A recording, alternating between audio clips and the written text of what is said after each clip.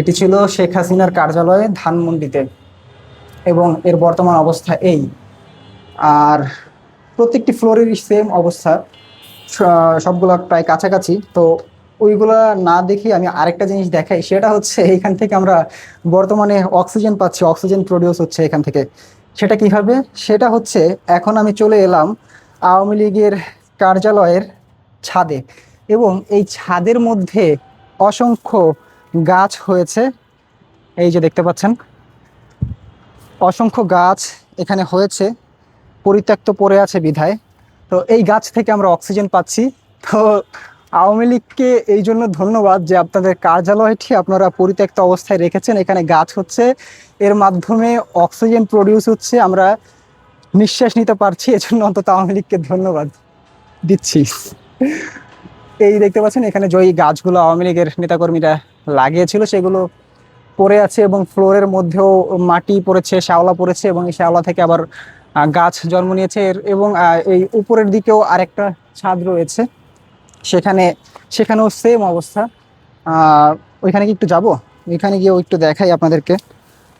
তো এসেছিলাম আওয়ামী লীগ কার্যালয়ের বর্তমান অবস্থা কি সেটা দেখার জন্য, এবং এসে দেখলাম সবগুলো ফ্লোরে ফ্লোরে তাদের যে ডকুমেন্টস এবং আসবাবপত্র যেগুলো ছিল সেগুলো তো অনেকে চুরি করে নিয়ে গিয়েছে, আর ডকুমেন্টস যেগুলো ছিল সেগুলো পুড়িয়ে ফেলা হয়েছে। এবং এই হচ্ছে আওয়ামী লীগের কার্যালয়ের বর্তমান অবস্থা। এবং আমি আছি একদম টপ ফ্লোরে, চলে এসেছি একদম ছাদে, এবং এখানে দেখতে পাচ্ছেন বিভিন্ন ঘাস, এগুলো ঘাস ঘাস জন্মেছে, এবং এই ঘাস থেকে আবার অক্সিজেন প্রডিউস হচ্ছে, যে অক্সিজেন আমরা পাচ্ছি। এই হচ্ছে আওয়ামী লীগ কার্যালয়ের বর্তমান অবস্থা। তো এতটুকুই আপনাদেরকে দেখানোর ছিল। তবে শেষ পর্যন্ত একটু কথা বলি আওয়ামী লীগকে উদ্দেশ্য করে, সেটা হচ্ছে আপনারা 17 বছর 15 বছর অধিক ক্ষমতায় ছিলেন, যদিও 17 বছর বারবার চলে আসে এই তত্ত্বাবধায়ক সরকার সহ। তো এই 15 বছর অধিক সময় আপনারা ভালো কাজ তো অবশ্যই কিছু করেছেন, তবে আপনারা অনেক অনেক খারাপ খারাপ কাজ করেছেন, মানুষ মেরেছেন, গুম করেছেন, খুন করেছেন, আপনাদের নেতাকর্মীদের বিরুদ্ধে অসংখ্য ধর্ষণের মামলা রয়েছে। তো এই কাজগুলো আপনাদের অবশ্যই করা উচিত হয়নি। এবং ক্ষমতা কখনো চিরস্থায়ী হয় না।